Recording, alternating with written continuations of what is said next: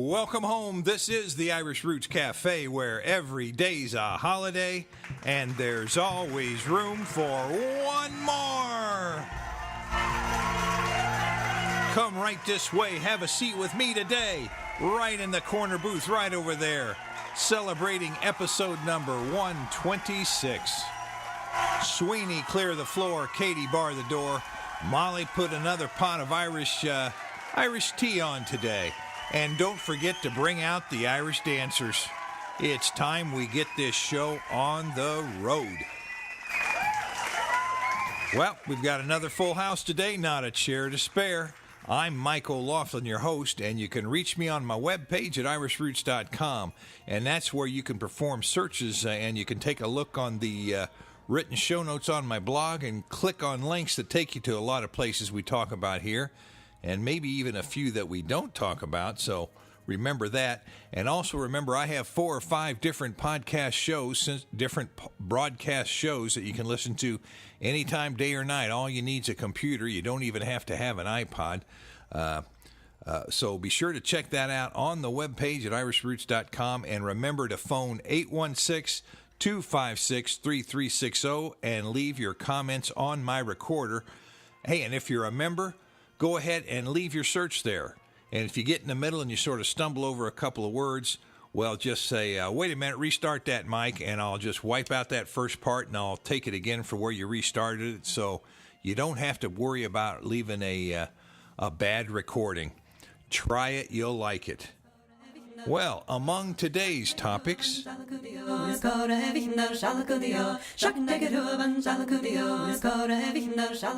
Manatt, or Manatt, is the Irish family name of the day. Number 2, how to spell your Irish family name. Number 3, a little bit more on the Irish in Canada. Number 4, save the Royal Irish Pub. Number 5, America switches from Scotland to Ireland in protest. Number 6, Irish visitors to the U.S. The count of those visitors is down a bit. And number 7, did you know that the first person killed in an auto accident was from what county? Hey, notes for the week. Boy, it's been busy around here. I like it. It's fun when that happens. We've had a lot of good things going on. You know, Lisa from Genealogy Jim's podcast dropped by not too long ago and left a note. And while we were talking, she mentioned that she had a listener with Hickson roots and Kerry roots from County Kerry. And she noted an obituary column, and at the end it said, copy to Montreal paper, something like that. It appeared in a paper in the States. So she asked if I had any comments on it, so I put a little recording together and sent it to her and said, sure, go ahead and use that in your podcast. And I made a little audio note that was an answer right back to her. That was an MP3 file, so I sent it to her, and I'm going to play it for you right now so you can hear what my answer was. And I hope it helps any of you out there with Hickson roots or roots from County Kerry, or who knows, maybe if you just have Irish roots, something's going to give you a clue. But here's that recording right now. Hello, Lisa. This is Mike OLaughlin of the Irish Roots Cafe podcast. It's always good to talk to you, and congratulations on how well your podcast have been going. And Genealogical Gems has really carved a path in the podcast community. When you dropped by the cafe the other day, the Irish Roots Cafe, you mentioned that a note in the paper on an obituary, I guess it was, that said, Montreal, Canada, papers please copy at the end of the article. So you know what? That's a real good idea, and you know why? That's because a lot of Irish came into Canada, but don't stop with Montreal records when you take a look, because especially, I'll take during the famine period, Gros Seal, the island in the St. Lawrence Seaway there that led to the immigration into Quebec. Well, I tell you, there's a lot of interest in the Irish there, and they've done a lot of research. There's a lot of Irish organizations. There's government records, and they went into Quebec from there, and then they spread out, and they would end up in places like Montreal. And there's plenty of Irish that landed first in Canada because at times the passage to Canada was cheaper than to America. So a lot of people got off in Canada. Some stayed, but a lot came on down into America. And when I was doing our Irish in America podcast series, I was surprised at how many people in the Midwest actually had ancestors that had come down through Canada and had settled in the Midwest. So it's no trouble at all for them to head on down to New Orleans, as I'm sure you'd be aware. Hey, one other note, just like your readers' ancestors were from County Kerry, so my mother's family, the Donahues, were from County Kerry as well. And I've seen Hickson and I've seen Kerry, the Kerry name, over there quite a bit. So they're good old West Coast names. But you know what? And just in case she doesn't know, or one of her other readers wouldn't know, there was a Mary Agnes Hickson who in 1872 wrote a 2-volume set on Kerry history and genealogy. I think it was called Kerry Records. And she was also a writer for the Kerry Evening Post. So if I was looking for family records, I definitely want to check that out. And, on the web, you can go and you can find things like hicksons.org, and they've got the crest and some family history of one family of the line. And, you're going to find a lot more. They've got a database on the immigrants that came over around that famine area, too, at Gros Seal. And there's about 33,000 names that appear on that quarantine station record. So that's between 1832 and 1937.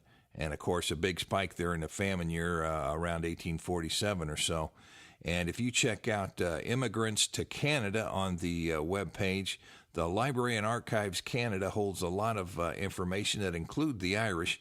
It's really a pretty good setup, so I checked that out. And there was also an immigrant society in Montreal that would have taken a lot of Irish in from, say, Quebec, when they came into Quebec, and they helped settle them in Montreal. And there's a sample of that Immigrant Society book, I think, just for the year 1832 up. But that just shows you there's records out there. And if you think your family came from Canada and they're Irish, definitely check it out, because there's some pretty good records developing up there. Lisa, thanks for dropping by the cafe the other day, and I'm glad you enjoyed O'Brien's platter. They took your tip on that little addition to the platter there, and they're starting to do it. And they may just change the name of that platter to Lisa O'Brien's platter. And that's just another example of how names can get confused in the genealogical research. Well, until we talk again, Lisa, thanks a lot. Thanks one more time, and enjoy your podcast as always. Well, thanks again, Lisa, for the chance to put that little piece together for you. I hope it does you some good, and be sure to let me know, and be sure to drop by the Irish Roots Cafe again the next time you're in town. I enjoyed our little visit. Number 2, our shipment of the Irish Families Project, the 34-book set of Irish family history and genealogy, has been sent to Gould Genealogy, and we're just waiting for him to get it. Probably be a couple weeks before that happens. You never know.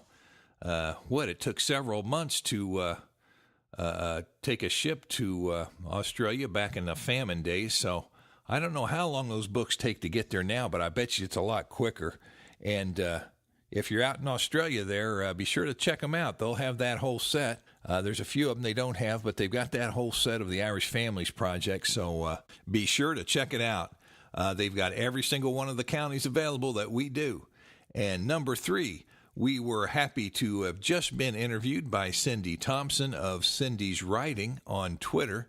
The interview she did was for Internet Genealogy Magazine. Our thanks to Cindy for a nice interview, and I enjoyed it, and look forward to reading the next issue. Number 4, that blog at Irish Central is up and running, and we're still trying to develop our final strategy, but we're running it right now, so that's up and going. Got the link on the blog.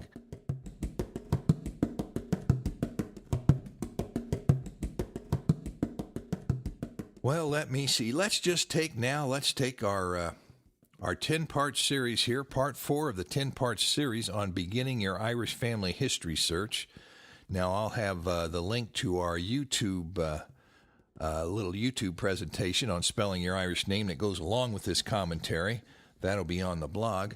But, you know, I'm thinking of one thing when I talk about spelling your Irish name, and the first thing I'm going to say is, I bet you can't spell your Irish name the way it was originally spelt.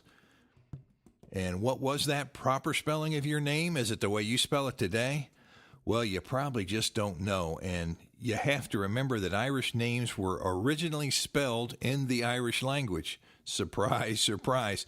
So a name like Flaherty was originally spelled something like Oflaitbeartaig, or any of many variations of the Irish as it came down through time. So you know what? There's really no one correct spelling. Tell me now, what would the proper spelling of that name be when it was changed into English? You might spell it Flagh or Flah or Floh, and your uncle might spell it Flareh, Flaherty. And you know, you could be related to someone who today spells it a completely different way than you. So don't write those different spellings off as completely different families. You never know. You know, we've even seen an O'Connor come to blows as he was certain he was not related to any O'Connor that spelled the name a little different than him. And especially that fellow that lives down the street. We're of absolutely no relation to him. But you never know. The Chief Herald had the same type of problem a few generations back, explaining to two of the sort of royal O'Connor families. One spelled it with, I think it was an ER, and the other with an OR, and he had to explain to him that he had all the documentation. They had the same common ancestor who was O'Connor, and they just ended up spelling it different ways at one point in time, and they came to think that they were completely different families, but they weren't. So keep your eyes open. The Chief Herald even had the proof of the pudding in writing, and it took him a while to convince those O'Connors that that was the truth. And if it was that hard for him, can you imagine if anybody else tried to do it today? So today, what's your 5-minute task going to be? It's an easy one. Just sit down with a pen and paper, say your name out loud, and now spell your name 5 different ways. It's very possible. As a matter of fact, I can spell just about any Irish name 10 different ways. As long as it has more than 4 letters in it, I think. And you have to think like a child. Think like a 3rd grader. Go by the sound of the name. And you need a little help there, a few tips? Well, any double letter can become a single letter and vice versa. And any Y can be changed to EY at the end of a name. And the vowels in your name can be interchanged just about as at will. And the Mac and the O that come before so many Irish names can be dropped or added at will. So that just gives you a few ideas of how you can do it. But do that right now. I'm betting you anybody there can spell their name 5 different ways if they just stop and think about it. And if you're having trouble, ask that little 3rd grader sitting next to you. Hey, here's the next point. It wasn't important in earlier generations exactly how you spell your name. A person could go for quite a while, even a year or two sometimes, and never have to spell his name at all, especially if you were up there in the Gaeltacht in Ireland, you know. Folks may never come by for it. And, you know, I even saw in America some learned people, maybe some attorneys, they went to great pains within one legal document to spell the same name several different ways. And that was first pointed out to me years ago by Chuck Fitzgerald, an early member and a great genealogical researcher. But, you know, things today are very different. We all sign papers just about every day. And, you know, somebody might charge you with fraud, and there might be a batteries of attorneys come down on you if you playfully decided to change the spelling of your own name when signing that credit card slip. So I don't advise doing it. Now, what's the point of all this talk? Well, it means your name could have been spelled differently, not only by the folks at Ellis Island when they let your people in, but by record keepers in Ireland and by the different members of your own family and by people who are taking the census. So keep an eye out for similar sounding names when you're looking through records for your ancestors. especially if you're having problems. That might be the problem. And every once in a while, it's going to come out to be handy for you. So that's your tip for the day. And just one more thing to settle. Mac and Mick are the very same prefix, so to speak, on Irish names. Your family might have used one or the other for several generations or for a lot of generations, but Mac and Mick, very same thing. MC Mick is just an abbreviation of the Irish Mac, and both forms are used in Ireland, and both forms are used in Scotland. And now, on the other hand, names that start with an O with an apostrophe next to it, well, they're normally Irish family names, not too many Scots names, just one or two I can think of started with an O originally.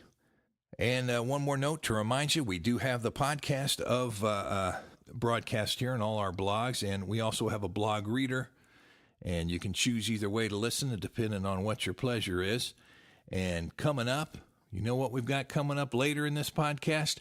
What kind of giant monster fish was just caught near Donegal, and how big was it? But now it's time to raise our eyes skywards, give thanks, and ask for help. Here are today's Magnificent Seven.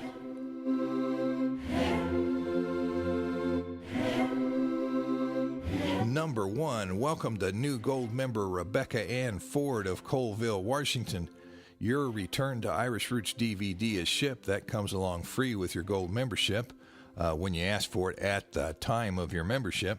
And, let me see. Rebecca's searching for Robert Manatt, or Manatt, M-A-N-A-T-T, who left Belfast in 1812.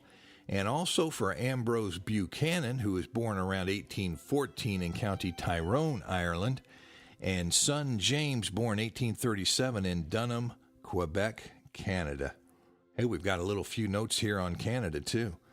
Number 2, Aaron Brannigan of New Milford, New Jersey. We've got you here again. Your Irish Family's Great and Small book has shipped. Ray McHale of Sydney, Australia, your County Mayo genealogy shipped. Number 4, Leona Butler of San Jose, California, welcome as a member, and your Kings and Queens County genealogy has shipped. Number 5, Anita Bador of Napanee, Canada, your passenger list and County Tyrone genealogy book shipped. Number 6, Brother Barry Hall of Rossmoyne, Australia, your County Kilkenny genealogy book has shipped. And number 7, Marcia Hogan of Worcester, Massachusetts, welcome as a new member. And she's searching for the family of Michael Shannon of Wexford. He came to Jackay River, New Brunswick, Canada in 1822. Boy, that was early, wasn't it? Well, I'm glad we got some Canada notes today. That reminds me, thank you to each and every one of you who is a member, who have ordered our books, because that keeps everything going. No stimulus package here. I think all my money's going out to help everybody buy new cars. I don't think I can make it to that point, though. I don't have enough money to buy a new car. But seriously, folks, the Irish family name of the day is coming up.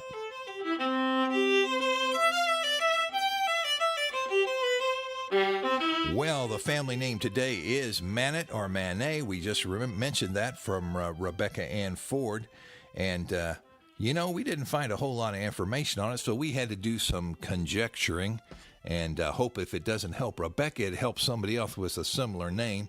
And we came up with 8 or 10 or 12 similar spellings, and sort of tied it to variant spelling groups 1415 and 1539 from the Master Guide to the Various Spelling of Irish Family Names. And some say it's related to McKnight, and some say it's related to Mannix, and it can be spelled M-I-N-N-I-T-T. Our member spells it M-A-N-A-T-T. And I don't have a whole lot on the history of the name, but the Reverend Patrick Wolf, we reprinted his book a few years back, Irish Names and Surnames, and he gives similar names real close to it, like M-I-N-E-T-T and M-I-N-N-I-T-T, as originally being of Scottish origin from the area of Lochow, and one branch of the family is found recorded in County Antrim, Ireland, and they were of some note. And a Robert Manatt, spelled the way Rebecca spells it, was born in County Down, Ireland, and in 1812 he became a resident of Pennsylvania in the U.S., and some years later he moved to Holmes County, Ohio, where his wife died, and later he brought his children to Iowa, and he lived there for a while in Washington County, and then a little later in Brooklyn. That comes from the History of Franklin County, Iowa. And I also found one other little note on Robert Manatt, born 1792 to 1864, who came from County Down, Ireland, to Poweshiek County, Iowa. And I've got a link to that on the blog. So there's a few little tips and tricks on the name. Now, if we check in the Irish family coats of arms, well, spelled as our members spelling it, we don't have that in the Irish Book of Arms, and I don't think you're going to find it in an Irish source. Okay, coming up later, we're going to talk about the 1911 Census of Ireland. Good news there. And let's take one last look for the name we're looking for in our free master index search of Irish names at irishroots.com. We find the name there, we type it in, we find it 15 times and spelled under different spellings of the name. And we find it in the Master Guide to the Spelling of Irish Family Names, of course, in the Birth Index of Ireland as Menautt, and the same spelling in Wolf's book, and several others too. And let me see. Also, Minet is given by John O'Hart as a name of Huguenot or Huguenot origins in Ireland. So there's one more choice you've got. Very interesting. I still lean towards that Scottish origin, though. But without research, you just don't know. And let's move on now. Let's go to the websites of the week.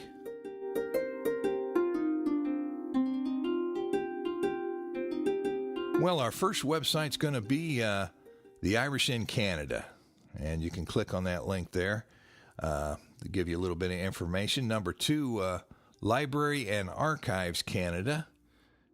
Got a link on the blog. That's at collectionscanada.gc.ca and a bunch of other letters after it, so the blog's the place to find that. Number 3, Photos of Immigration, Ships, and Stations in Canada.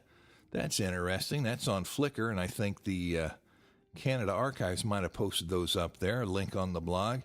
And now, of course, the good news, the 1911 census is now online, complete for all of Ireland. The Irish National Archives have completed that, so no matter what county you're from, you can check. And remember, even if your folks left before 1911, that's fine. You can just sort of poke around and see if there's somebody with the same name or same spelling as your family in 1911.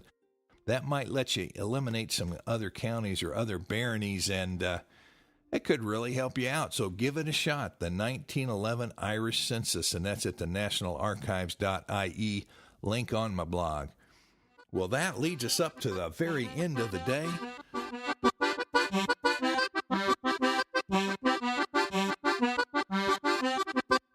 Is this everybody's favorite or what? Curious news and notes.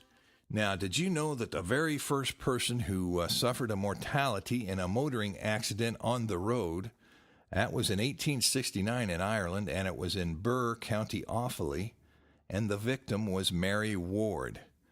Boy, I wouldn't have picked that, County Offaly. You don't hear much about Offaly, and that was the scene of the crime. Boy, oh boy.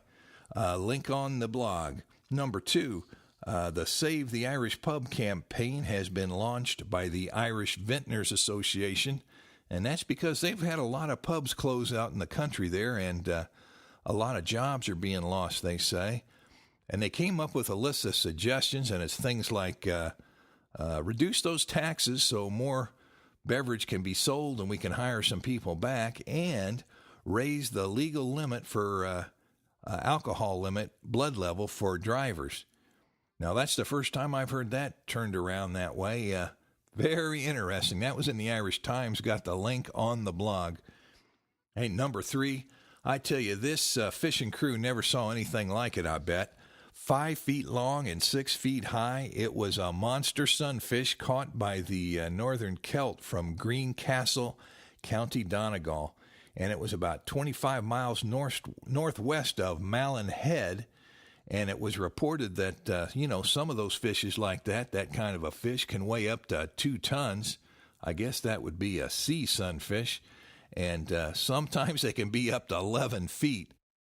That would be a shocker. I thought I would think I'd been in a some kind of science fiction movie if I had seen that.